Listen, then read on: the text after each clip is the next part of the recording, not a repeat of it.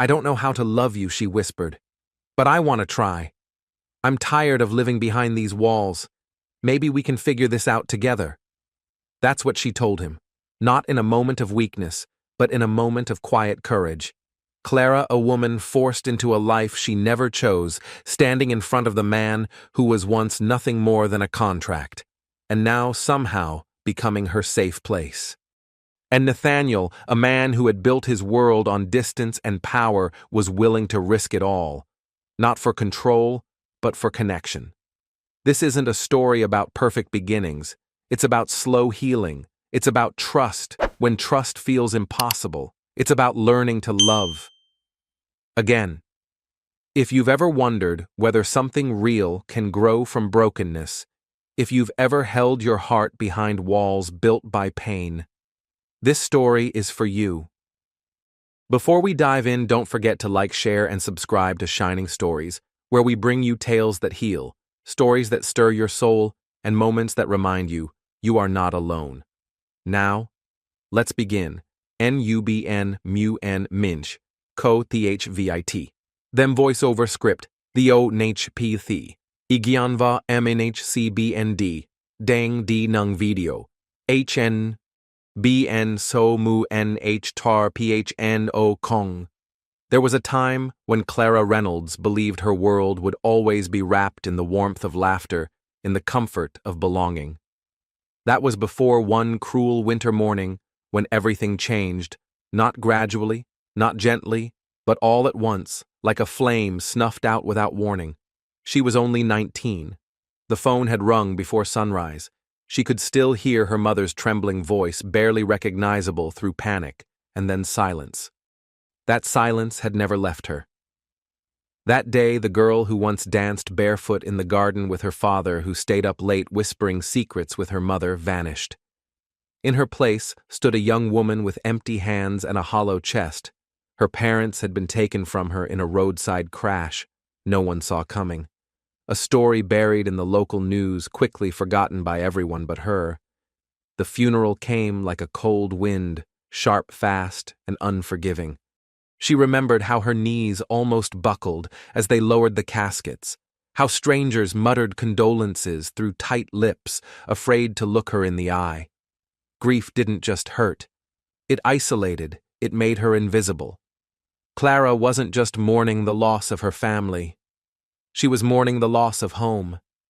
After that, she went to live with her only remaining relatives, her father's older brother Leonard and his wife Marissa. They lived in a quiet suburb outside Ashburn, in a gray house with neat hedges and colder hearts. They never said it out loud, but she felt it. She was unwelcome. Not in the way a guest overstays their visit, but in the way a stain won't wash out. Leonard rarely spoke to her unless he needed to, and Marissa's smile never reached her eyes. To them, she was a reminder of tragedy, a disruption, a cost. Clara kept to herself. Her bedroom was small, tucked in the attic with slanted ceilings and a window that looked out at a narrow alley. She'd sit there for hours, knees to her chest, watching the clouds shift across the sky, wondering if anyone in the world still saw her. Years passed, and Clara grew into a woman whose presence turned heads.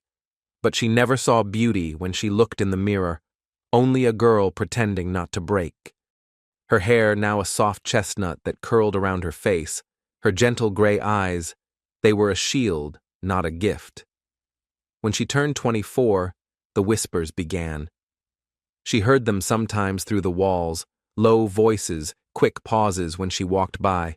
Leonard and Marissa had started to see her not as family, not even as a burden, but as a bargain, a way out of their own quiet desperation.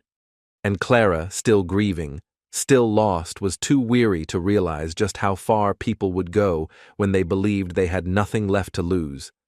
Clara had never seen herself as a bargaining chip, but that's exactly what she had become. To Leonard and Marissa, her beauty was not something to be cherished. It was a commodity, a quiet power they had long waited to use. Her gentle innocence, her untouched grace. These were not virtues in their eyes, but advantages. By the time Clara turned 24, it was clear they had been preparing for this for longer than she realized. The late-night whispers, the hushed arguments behind closed doors, the way Marissa's eyes lingered on her just a little too long. It all made sense now. One evening, when the sky outside wept a steady rain, and the old pipes of the house echoed the cold, they called her downstairs. The dining room was dim, the overhead light casting shadows that felt more like bars than illumination. She sat uncertain across from them and waited. Leonard didn't even look at her when he said it. "You'll be marrying Dominic Halbrook." The words struck harder than any storm.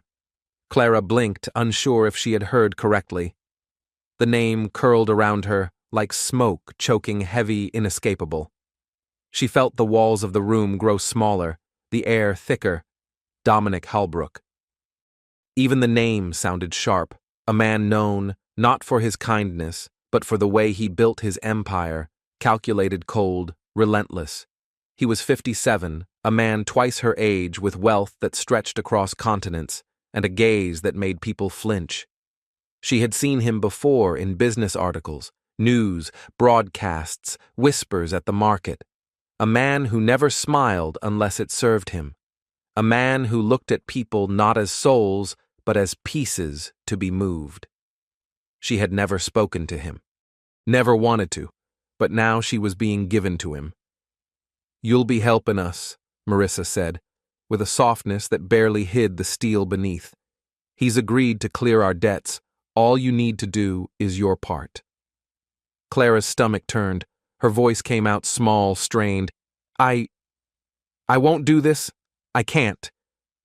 Leonard looked at her then, not as family, but as an investor ready to collect his return. "You will," he said simply.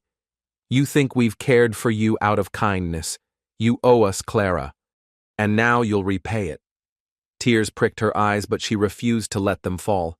She wouldn't give them the satisfaction of seeing her break. But inside she was unraveling. The following days passed in a haze. The house grew quieter, yet every moment screamed. Marissa handed her a gown one evening. Ivory lace with delicate stitching. Beautiful in a cruel, ironic way. It wasn't a dress. It was a sentence. On the day of the wedding, Clara moved like a ghost through someone else's life. As she stood near the altar bouquet in hand, her fingers trembled. The white roses smelled too sweet, too pure for the moment they had been pulled into. She stared ahead, barely able to see through the blur of fear. Across from her stood Dominic, tall, composed, unreadable. His dark suit fit him like armor. His eyes, cold and calculating, didn't waver. He didn't smile, he didn't nod, he simply waited. A man about to receive what he'd been promised. Clara felt her heartbeat echo through her ears. Nothing about this was hers. Not the dress, not the name she would soon take, not even her own future. And yet, the world expected her to say yes. She couldn't breathe. Each note of the wedding march echoed like a warning bell inside her chest. As Clara stepped forward, veil trembling over her face, it felt less like a ceremony and more like a sentencing. There he stood. Dominic Halbrook, sharp suit silver at his temples, a statue of wealth and power. His ice-blue eyes held no warmth, only expectation. He did not smile. He did not blink. He simply waited. To him, this moment was a transaction. Nothing more. Clara's heart hammered as she reached the altar. The priest's voice swam around her like fog words, heavy and distant. "Do you, Clara Reynolds, take Dominic Halbrook as your lawfully wedded husband?" She opened her mouth, but the words refused to come. They stuck like stones behind her teeth. She wanted to run. She wanted to scream. But then her eyes caught a glimpse of Leonard and Marissa in the crowd, sitting with quiet pride as though this was their triumph. The pressure crushed her. The weight of all the unseen chains she carried, debt obligation, loneliness, pinned her in place. "I do." 2 words whispered, and with that, her freedom slipped through her fingers like sand. The applause that followed was thunderous but hollow. Clara smiled. But it wasn't real. It was the kind of smile you wear when the world is watching, but your soul is screaming. That night in the silence of her apartment, a space so small she could stretch her arms and touch both walls, Clara stared at her phone. A message lit up the screen. "Let me know when you're ready to talk. I'll be in Eastbridge until Friday. Nathaniel Wren." Her fingers hovered over the screen, trembling. Nathaniel, a name she barely knew. A man whose presence carried weight, older, distant, impossible to read. Yet he had offered her a way out, a way forward, but at what cost? She scrolled back to their earlier exchange. It was simple, direct, almost too calm. He had offered her stability, not affection, security, not freedom. But in the world she lived in now, even that felt like mercy. How do you say no to the only door left unlocked? Clara looked around the room, its peeling paint, the faded photographs of her parents taped to the fridge. The air still carried a trace of her mother's favorite soap, like time refusing to move on. She heard her mother's voice echo gently from memory. "Find your strength, sweetheart. Even if it hurts." But strength hadn't been enough. Her world, the one where people loved without asking for something in return, was gone. With a slow breath, Clara reached for her coat and stepped outside. The wind was sharp, the pavement still wet from the morning rain. Eastbridge, a city she once found comfort in, now felt like another stranger. She pulled her coat tighter. There was no more pretending. No one was coming to rescue her. Nathaniel's offer had arrived, not as a miracle, but as a lifeline tossed to someone already sinking. Her hands were cold, her future uncertain, but she walked forward anyway. This wasn't the life Clara Reynolds had imagined for herself. She used to dream of love that grew like wildflowers, unexpected but honest. A life with purpose, shaped by her own choices. But now she found herself standing at the edge of something that felt nothing like a dream. This was survival. This was surrender.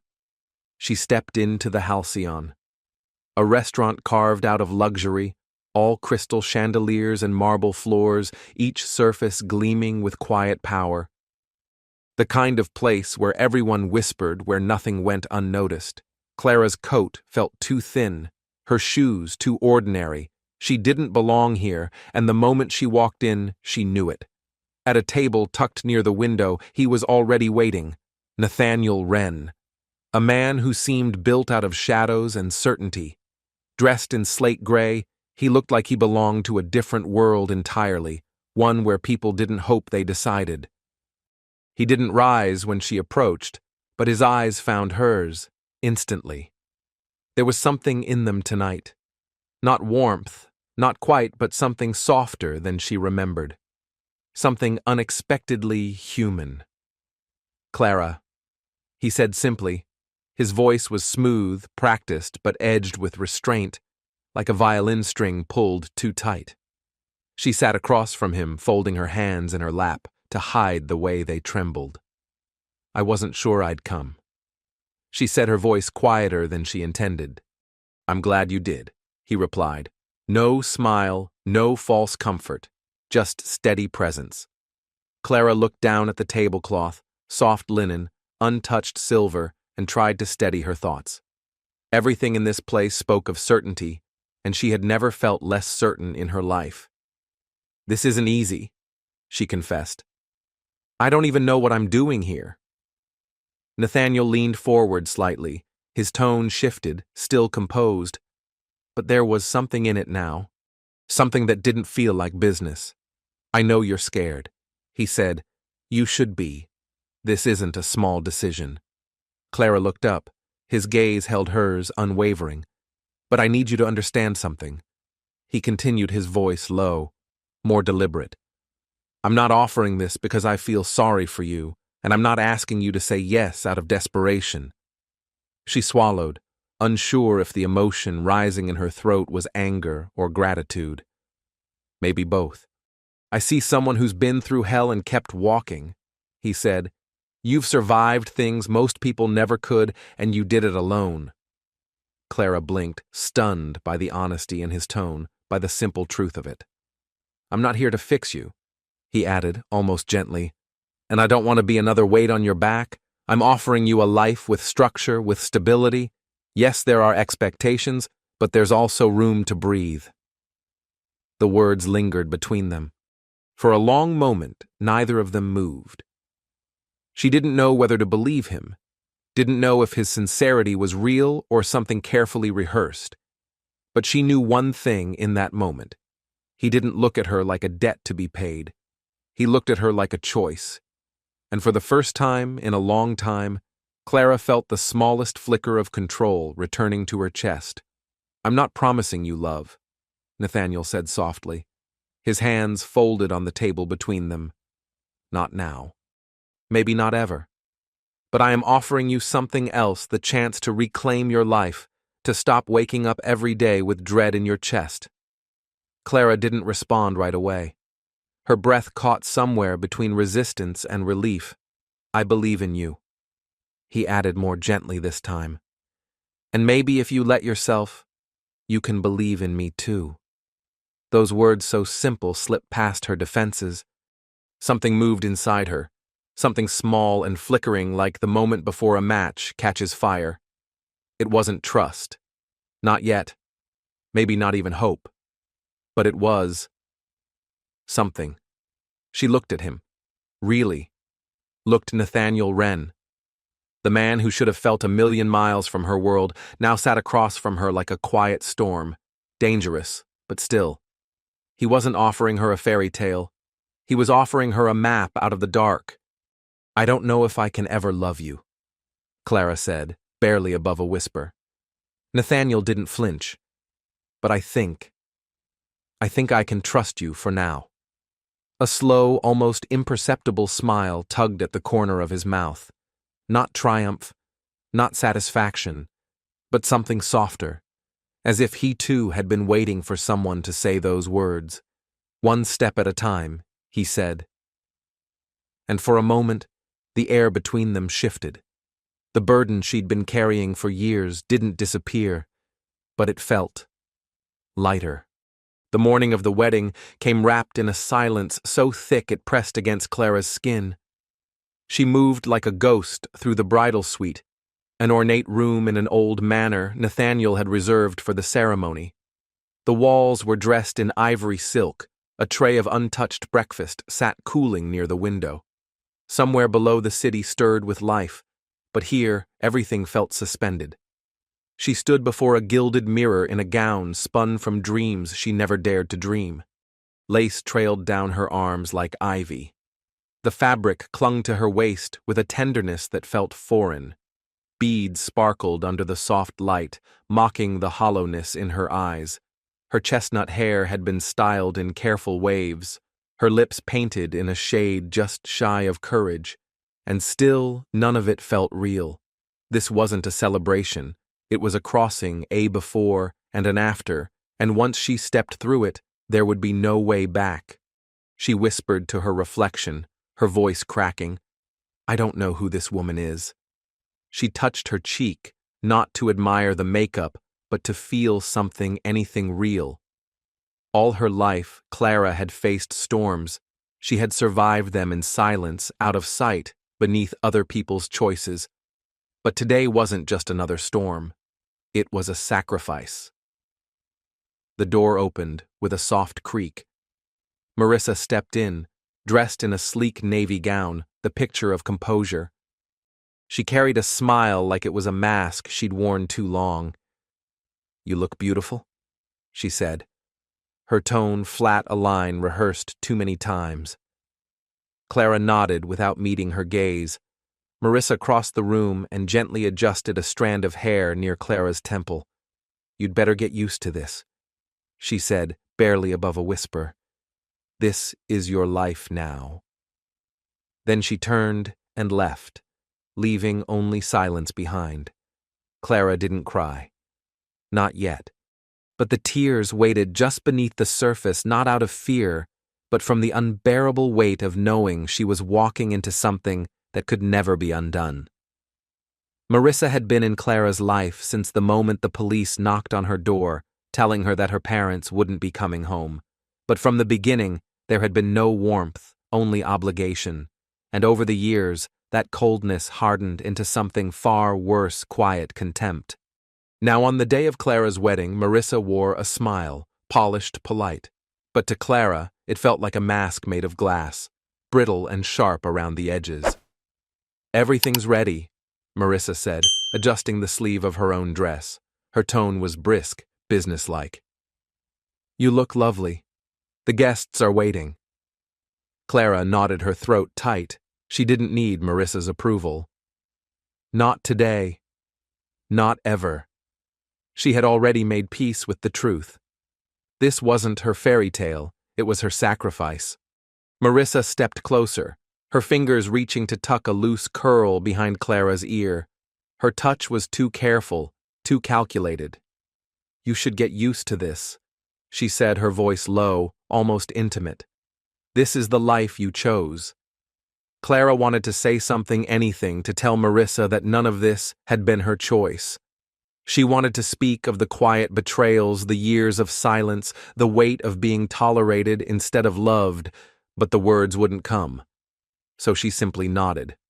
Marissa left the door clicking shut behind her, like the final punctuation on a sentence Clara hadn't written. Alone again, Clara turned back to the mirror. Her reflection stared back at her radiant yes, but empty. Her fingers trembled as she tried to steady her breath. Her chest ached with a grief that had no shape, only depth. She was about to become someone's wife. A man she barely knew. A man she hadn't chosen. And yet in some inexplicable way, she already belonged to him. When the music began, she moved as if floating a ghost trapped in lace and ivory. The staircase felt impossibly long. Each step echoed like a soft drumbeat of surrender. Below, the ballroom shimmered with light and expectation. Guests turned their heads, eyes following her like she was a spectacle, not a woman, but a scene from a well-rehearsed play, and at the front of it all stood Nathaniel. He looked every bit the part, composed, powerful, sharp in his tailored suit. But there was something else, too. A flicker in his eyes. Something almost human. Clara wondered if he too felt the weight of what they were about to do, if he too questioned what came next. When she reached him, he extended his hand. His palm was warm, steady, and yet the space between them still felt vast. The priest began to speak, but Clara heard nothing, only the thudding of her own heart. Her gaze locked with Nathaniel's. His eyes didn't waver. There was something inside them, not tenderness, not love, but awareness. As if he saw her for what she was, a woman standing at the edge of a life she hadn't asked for. "Do you, Clara Reynolds, take Nathaniel Wren to be your lawfully wedded husband?" There was no time to think, no room for hesitation. She parted her lips and answered with the only truth she had left: "I do." The words slipped from her lips like breath in winter: "I do." Clara barely recognized her own voice, soft, almost weightless. And yet as it fell into the quiet, it changed everything. A ring, cold silver, was slipped onto her finger. The metal kissed her skin with a finality she wasn't ready for. Applause followed, or at least she thought it did. The room echoed with polite approval, but it felt far away, like she was underwater, and everyone else was living above the surface.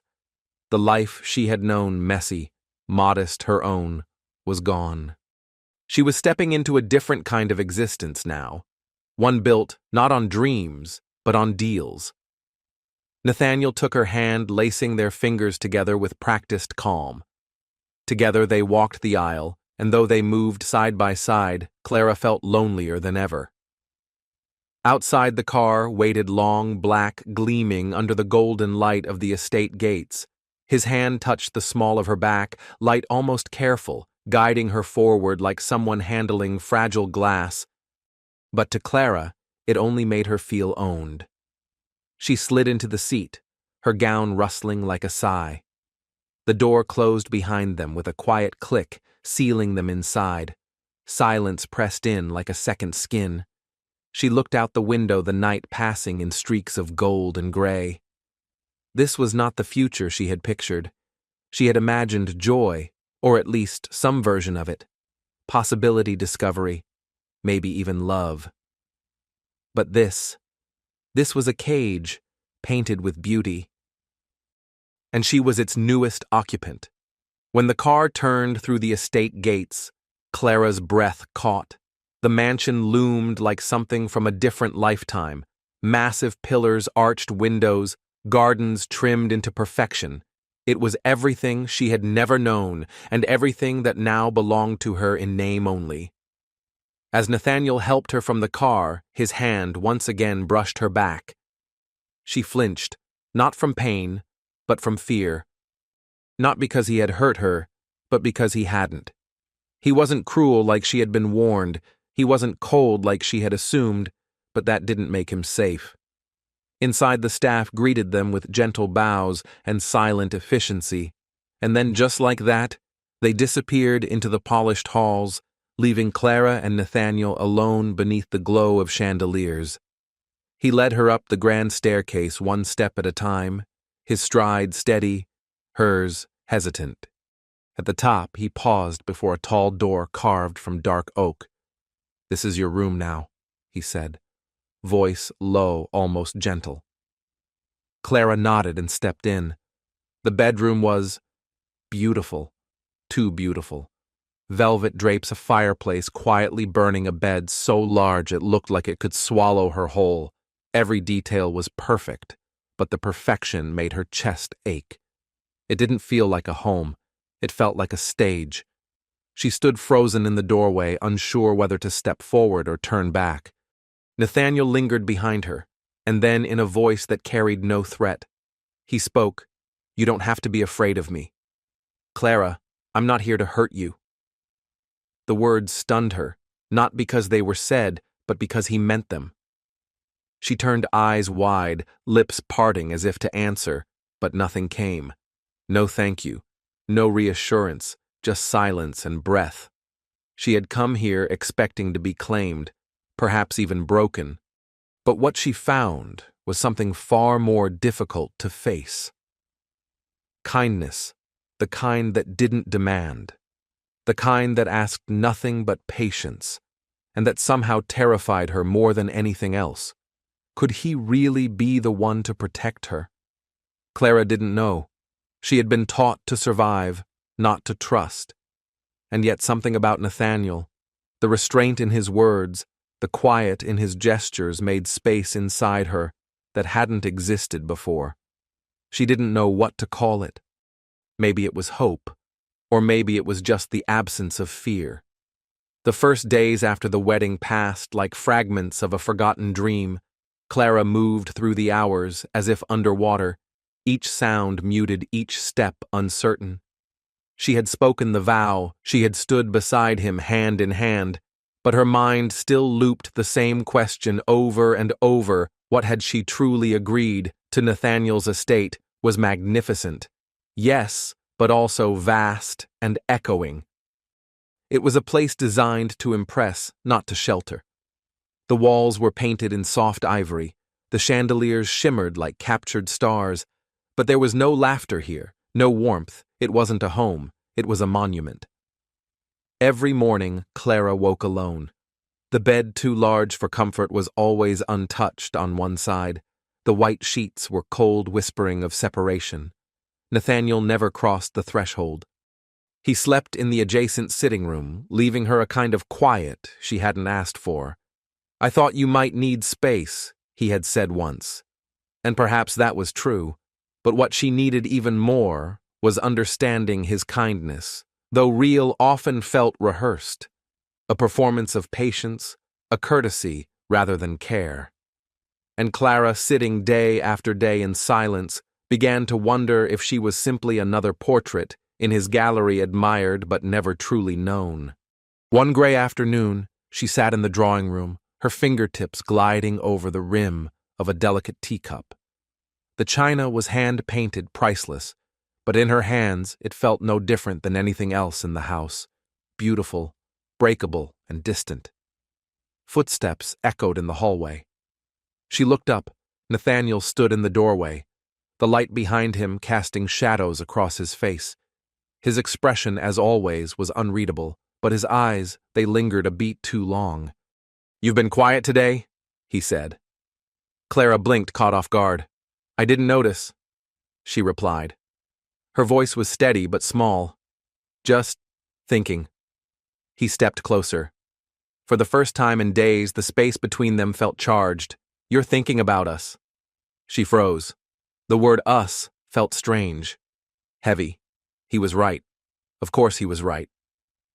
Clara placed the teacup down slowly, the porcelain clicking against the saucer. "I don't know what this is," she said, her words rushing forward before she could weigh them. "I don't know how to feel. I don't even know who I am anymore." Nathaniel said nothing. He listened. "I never wanted this," she whispered. "Not like this." The room was quiet, the kind of quiet that stretched, the kind of quiet that waits, and when Nathaniel finally spoke, his voice was softer than she expected. "Neither did I. I never thought I'd be standing here," Clara murmured almost to herself. Across the room, Nathaniel stood still, his posture composed, his eyes unreadable. But something in his gaze shifted. The sharpness faded. For the first time, she saw something fragile flicker beneath the surface. Not dominance, not strategy, but uncertainty. And suddenly Clara wasn't sure who he was anymore. She had built a version of him in her mind, cold, distant, untouchable. A man who could turn promises into contracts and people into possessions. But now, staring at him in the quiet of that room, she wondered if he too was just as trapped, just as unsure. "Neither did I," he said at last, his voice low and steady. "I didn't imagine it would be like this." He added, eyes not leaving hers, "A marriage without feeling, without choice. Something that was arranged, not lived." Clara felt the air shift. She had prepared herself for many things. Silence, command, even cruelty, but not this, not honesty, not vulnerability. Was he apologizing, confessing, or simply exposing a part of himself he never let anyone see? She looked down, afraid that her face might reveal too much. "I didn't ask for this," she whispered. Her throat tightened as the truth spilled out. "I didn't want this life, and now I'm standing in the middle of it, with you, and I don't know what I'm supposed to do with that." Nathaniel didn't speak immediately. He moved a step closer, slowly, carefully, as if the air between them might shatter if he pushed too hard. He didn't touch her. He didn't reach for her hand, but something about his stillness, his quiet restraint, felt more intimate than closeness. "I know," he said, voice soft. "You didn't choose this, and I can't undo what brought us here. But I can give you one thing I wish someone had given me." Clara looked up. "Time," he said. "And space to figure out who you want to be in this." He paused, then added with quiet conviction, "I don't expect love. I don't expect anything. Not now, not until you choose it." She wasn't ready for those words. She had come into this moment armored for defense, expecting demands, not grace, but his calm, his restraint, his willingness to step back instead of forward. It disarmed her more than any gesture could. She stood slowly, her legs unsure beneath her, the weight of their shared silence pressing against her chest. How could she trust him? How could she open her heart even a little to the man who had unknowingly shattered the life she once dreamed of, and yet beneath all the ache, something stirred, something small, something alive.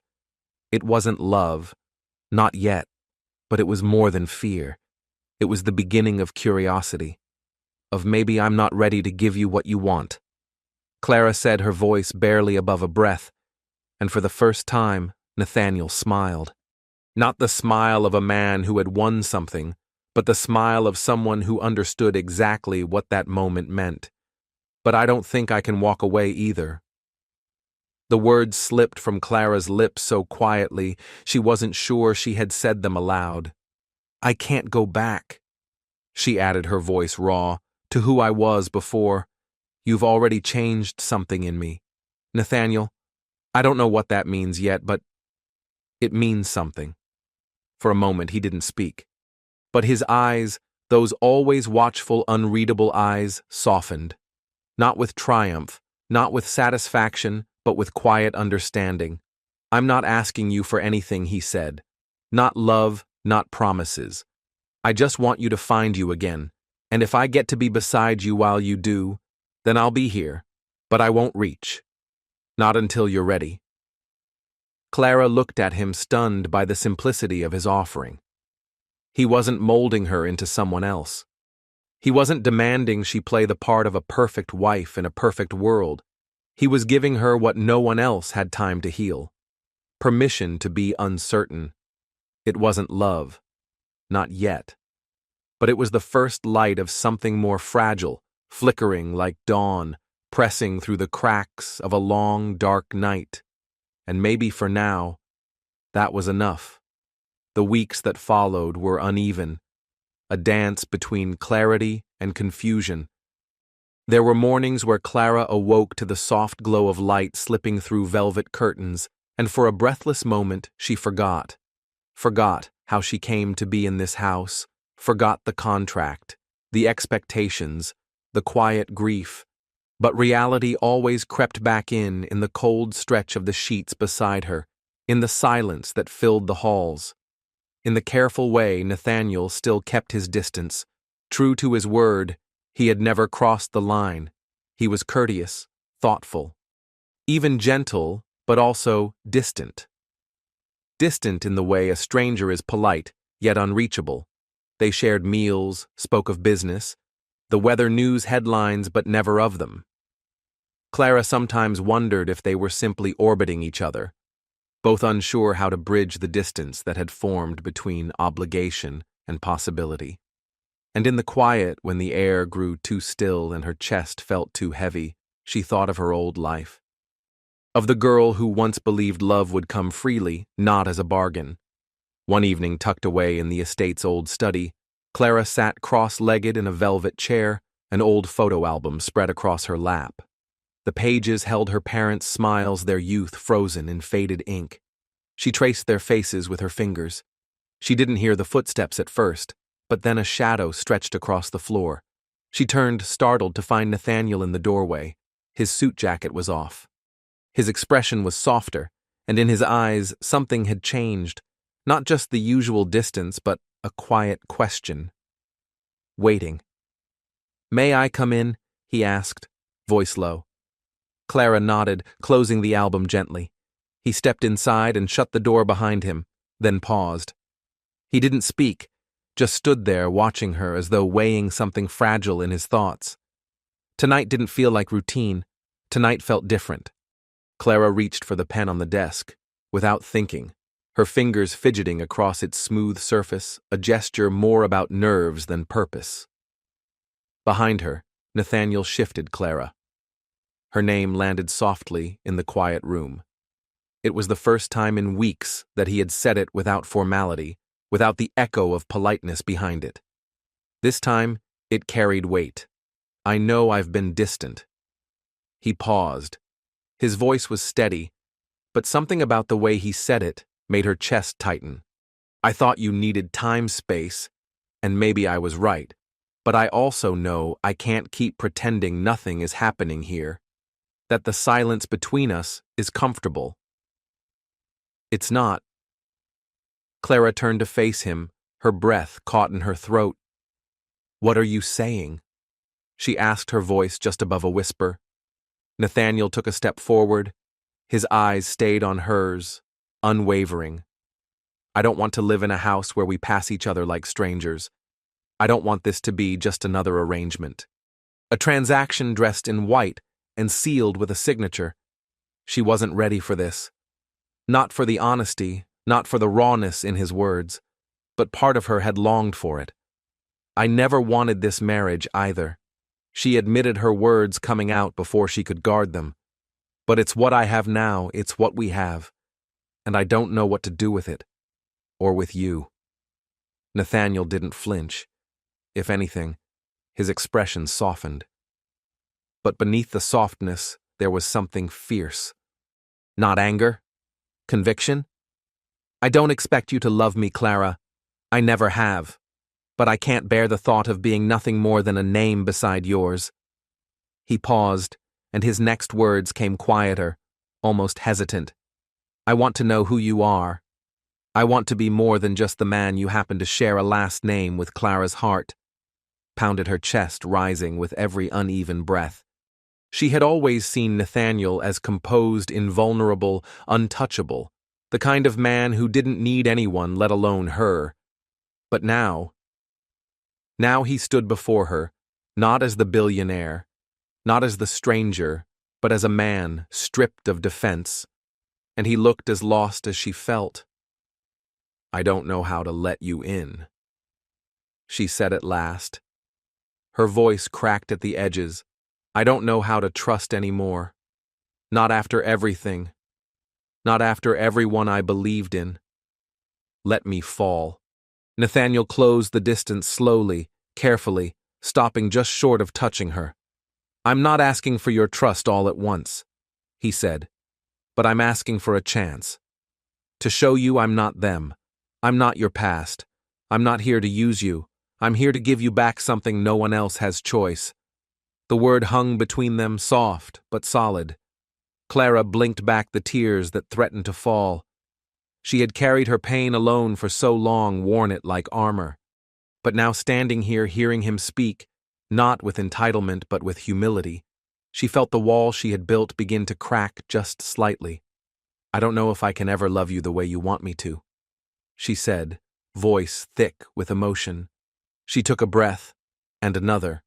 "But maybe I can try, not for the marriage, not for what people expect of us, but for us, whatever this is, whatever it might become." Nathaniel's shoulders eased, his gaze softened. And for the first time since the day they met, Clara saw something in his eyes that wasn't control or distance or duty. She saw hope. "That's all I'm asking for," Nathaniel said gently. "A chance." The words hung in the stillness, like breath suspended between two hearts, not a demand, not even a plea, but a quiet hope wrapped in vulnerability, and somehow that made it all the more powerful. Clara stood frozen in the moment, feeling something stir inside her, something she hadn't dared to feel in a long time. A flicker of warmth in a place that had long been cold. Could she let him in? Could she truly begin to heal not just from the confusion of this arranged marriage, but from the grief she had carried since losing everything she once called home? Could she trust this man, not because he had proven himself perfect, but because he had stayed? She didn't know. But she knew this wasn't just a contract anymore. It wasn't about duty. It wasn't about convenience. It was becoming something else, something tender, something real, something she hadn't thought she deserved. In the days that followed, things shifted not loudly, not all at once, but gently, like snow melting into spring. Nathaniel remained patient.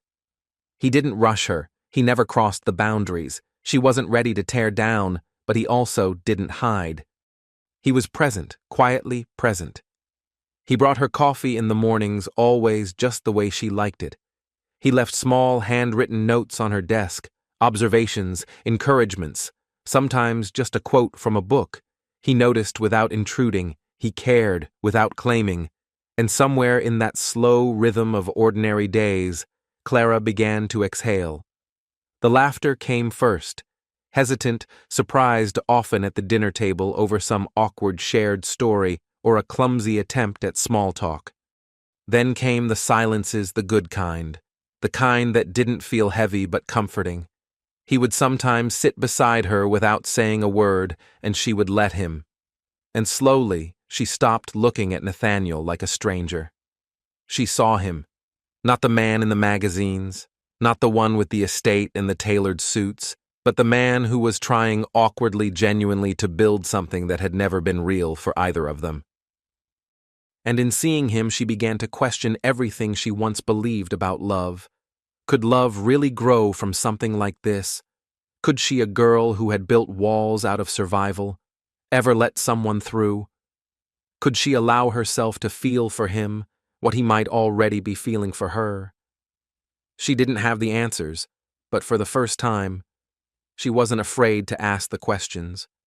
Weeks passed since that night in the study, and with each sunrise, Clara wrestled with the quiet shift inside her. The fortress around her heart was cracking, and she was terrified of what might rush in if it fell completely. Every day became a quiet battle between memory and possibility, between what she had lost and what she might be learning to want. Nathaniel was different now. He had never asked her to hurry, never reached beyond what she could give. But he showed up every single day in the smallest ways, with patience, with presence. It was both a gift and a burden. A gift because she saw him for who he could be, someone kind, someone steady. A burden because she didn't yet know if she could return that kind of offering. Every time she looked at him, she saw both men, the one who had once felt like a stranger, and the one she had grown to, almost, trust. And it was the space between those two versions that frightened her most. Because maybe, just maybe, she wasn't afraid of Nathaniel anymore. Maybe she was afraid of herself, of what she might feel if she let go. It was evening again, that quiet hour, when shadows melted into corners and silence clung to the edges of the room like mist. Clara sat curled in the armchair near the fireplace, a book open in her lap. But she wasn't reading. She hadn't turned the page in 20 minutes. Across from her, Nathaniel sat with his usual stillness, a half-finished glass of wine resting in his hand. The fire crackled softly between them, casting warm light on the polished wood floors, but the air between them pulsed with something heavier. A tension, not hostile but expectant, as if the unspoken was leaning closer, daring them to finally speak. He set down his glass and met her gaze. His eyes were steady, but there was something else hiding just behind them, something unfamiliar. Longing, and beneath it something even rarer, vulnerability. "Clara," he began, voice low. "I've been thinking about us, about what we're building or trying to, and He exhaled. "I don't want to keep pretending this is just circumstance." Clara's heart skipped. "I don't want to be strangers under the same roof." It was the first time he had spoken so plainly about the space between them. She didn't know how to answer. For so long, she had guarded every part of herself, convinced that to let anyone in was to risk everything.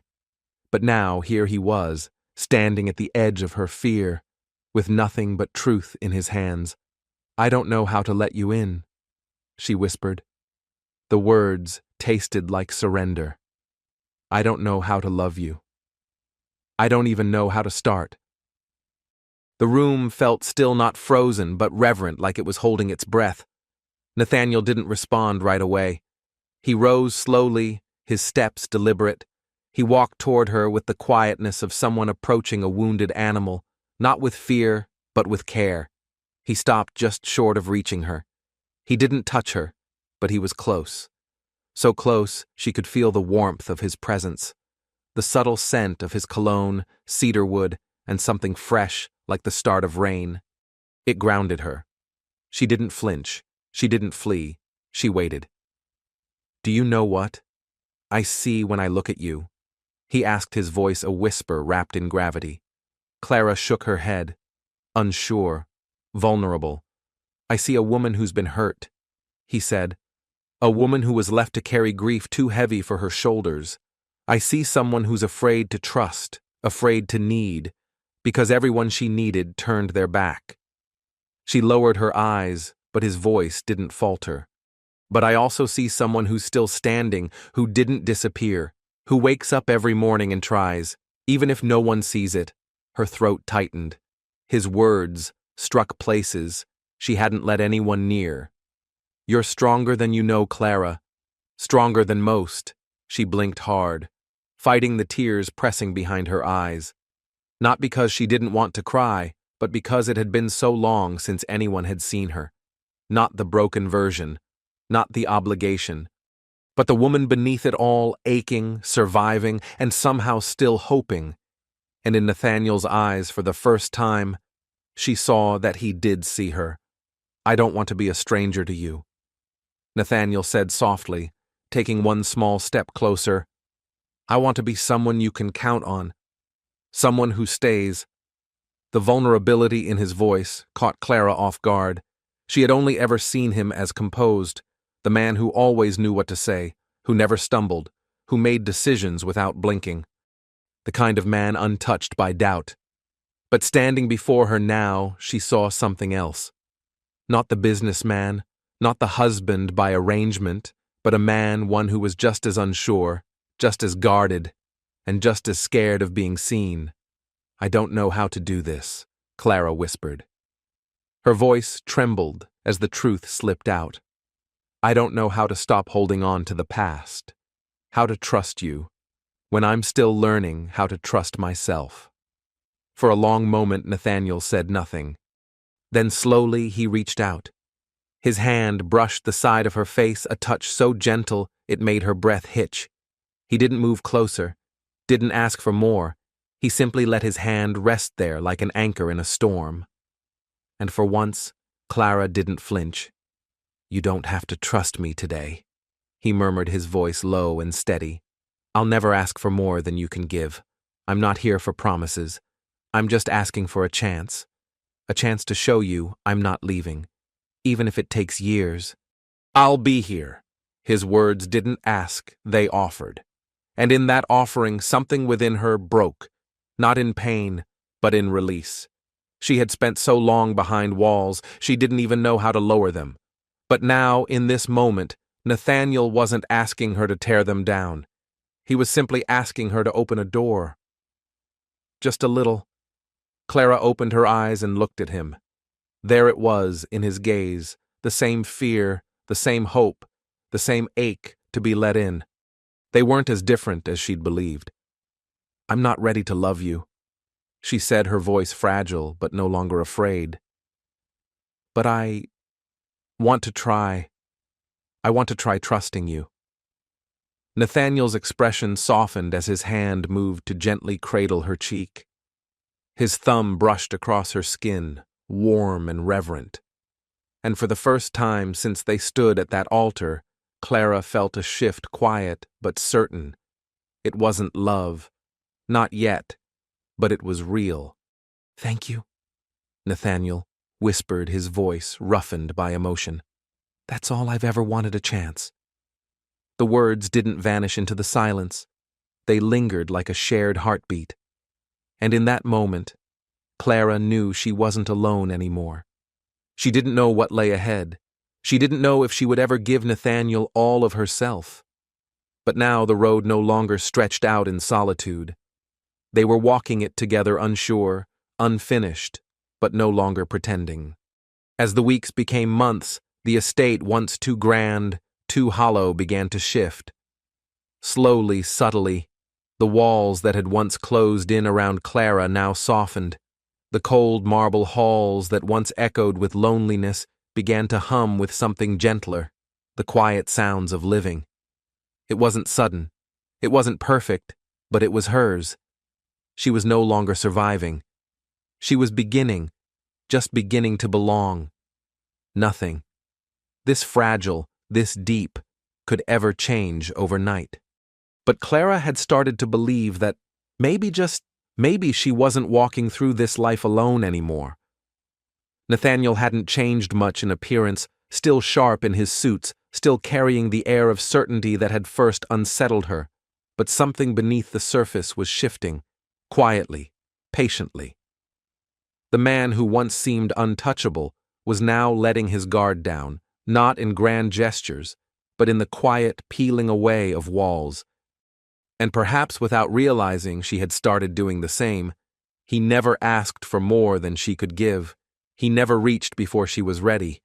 Instead, He showed up day after day, not demanding her affection, but offering his presence like a steady flame in a dark room. There were moments when she'd catch him watching her, not with expectation, but with wonder, as if he was trying to understand the silences she still didn't know how to fill with words. And in those glances, Clara saw something rare, not pity, not desire, but respect, a kind of reverence for the parts of her that were still healing. Slowly, she had begun to understand him too. Nathaniel, the man she once thought was cold, had shown her pieces of himself she never expected to see. His strength, she realized, came not from how little he felt, but from how much he dared to feel and still carried on. He had lived in solitude too long, had taught himself to need no one, but now he was offering something real. Not control, not safety, but possibility. One evening, under the soft golden glow of candlelight, they sat across from each other at the dining table. The meal had been prepared by his own hands, a rare gesture he had insisted on. Clara had tried to object, smiling awkwardly at his effort, but he had only shrugged. "I wanted to do something for you," he had said, and somehow that small sentence meant more than anything elaborate ever could. She ate slowly, not because of the food, but because of the way he looked at her across the table, not with charm, but with quiet intention. And when the dishes had been cleared and the soft hush of evening settled in, Nathaniel spoke again. "I've been thinking," he said, his voice low, "about us, about what this is becoming." Clara looked up. "I know I said I wouldn't push you," he continued, "and I meant it. I still mean it, but I want to be honest with you. I want more." Her heart fluttered. "I want more than polite conversation and careful distance. I want a life with you. Not just as my wife, but as you. As the woman I'm learning to care about." Clara couldn't breathe for a moment, not because she was afraid, but because something new was blooming inside her. Not fear, not confusion. Hope. It was a strange thing to feel something she had buried long ago beneath grief, guilt, and survival. But now Nathaniel was standing in front of her, not asking her to be anyone else, not demanding anything she wasn't ready to give. He was offering her what she never thought she could have. A life with choice, with care, and maybe, someday, with love.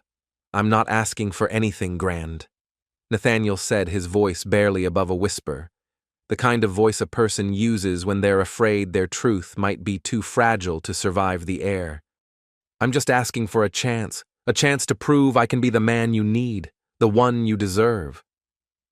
Clara felt her breath catch in her chest. There were too many emotions rising, too many thoughts crashing together like waves, but all she could do was stand there silent and look at him. Look at the man who had never once forced himself into her space, who had offered respect where she had expected distance and kindness, where she had braced for control. She had spent so long building walls, layering them with caution, silence, and grief. And now he wasn't asking her to tear them down, he was asking to stand beside them, patiently, quietly. "Nathaniel," she breathed, her voice trembling, "I don't know how to love you, not the way you probably hope for. I don't even know if I can." She paused, steadying herself. "But I want to try. I don't want to live the rest of my life hiding behind these walls. Maybe we can figure this out together." Nathaniel's face shifted, not dramatically but gently. A softening, a silent exhale of emotion long held back. Then, for the first time in their marriage, he closed the space between them. He reached out slowly, reverently, not to possess, not to claim, but simply to connect. His hand found hers warm and steady. The touch didn't overwhelm, it anchored. "I'm not asking for love today," he said softly. "I'm asking for us, for a beginning." The room fell still, the air thick with meaning not from grand declarations, but from a shared understanding that this was real. Clara felt something inside her shift. The walls didn't fall, but they shuddered, unsure of their own strength. She didn't feel afraid. Not of Nathaniel, not of what this might become. He gave her hand a small squeeze, his thumb moving in quiet rhythm across her skin, a gesture so simple, and yet it felt like the beginning of something vast. For the first time, Clara saw herself through his eyes, not broken, not burdened, but seen. He wasn't asking her to be anything more than who she was in that moment, and that somehow was everything. "I'm here," Nathaniel said, voice low and full of quiet promise. "Whenever you're ready." "I'm here." Clara didn't know what the future held. She didn't know how long it would take for trust to bloom, or if love would ever come. But she knew one thing. She was no longer alone in this story. They were both here, both healing, both trying. As they sat together in the soft hush of candlelight, hands gently intertwined, Clara let herself imagine not the fantasy she had once dreamed of as a girl, but something real, a life of shared silences and small steps, of building trust, not with declarations, but with presence, of choosing each other one moment at a time. She allowed herself to believe that something true might grow from this, not because it was perfect, but because they were finally honest with one another. And for the first time, Clara envisioned a life where she wasn't simply surviving, but living, not just married, but connected. And for now, that was more than enough. The story of Clara and Nathaniel is not one of instant love or perfect beginnings. It is a story woven through silence, vulnerability, and the slow unraveling of the walls they had both built to survive Clara. A woman once forced into a life she didn't choose, carried with her the weight of grief, abandonment, and a heart closed off by necessity. Nathaniel, a man shaped by success but haunted by solitude, stood at her side, patient and present, when no one else had ever stayed. Their journey wasn't about sweeping gestures. It was found in the quiet. In the mornings, he remembered her coffee. In the dinners, he cooked not out of duty but care, in the way she finally let herself laugh without apology. In the moments when neither spoke, but both stayed over time, Clara began to see that her worth was never tied to what she had lost. She wasn't a product of her past, nor a prisoner of her pain. She was someone capable of trust, capable of love, not the naive kind, but the kind built slowly, deliberately, with courage. And Nathaniel, the man she once saw as cold and unreachable, began to show her who he truly was. Not a fortress, but a man who had been afraid to hope, a man who dared at last to reach for connection, even if it meant risking everything. Their story wasn't about perfection, it was about presence and persistence. Together they discovered something quiet but powerful, that love doesn't have to be loud to be real, that trust isn't given once it's earned again and again. That healing is not a destination but a shared path walked slowly hand in hand. The relationship between Clara and Nathaniel teaches us that love isn't always born in ideal circumstances. Sometimes it is forged in the aftermath when we are raw, uncertain, and learning how to live again. Clara's transformation reminds us that even after great loss, we are capable of rising, that our tenderness is not weakness, it is where strength begins. And Nathaniel's evolution shows that true power lies not in control, but in the courage to open up to be seen and to stay. We all carry scars, but sometimes in the right company, those scars don't isolate us, they connect us. In the end, this wasn't just a story about Clara and Nathaniel. It was a story about all of us, about what it means to love, even when it's hard, to trust, even when we've been broken, to let someone in when every part of us wants to run. They didn't find love in a moment. They built it slowly, silently, in the spaces where patience met pain and kindness met courage, because sometimes the strongest kind of love is the one that doesn't start with fireworks, but with a soft voice saying, "I'm here, and I'm not leaving." So if this story moved you even just a little, if it reminded you of your own journey, or the one you still hope to begin, we'd love for you to stay with us. Don't forget to like, share, and subscribe to Shining Stories, because here, every story is told with heart, and every heart deserves to be heard. Until next time, be gentle with yourself. And remember, even the quietest stories can change everything.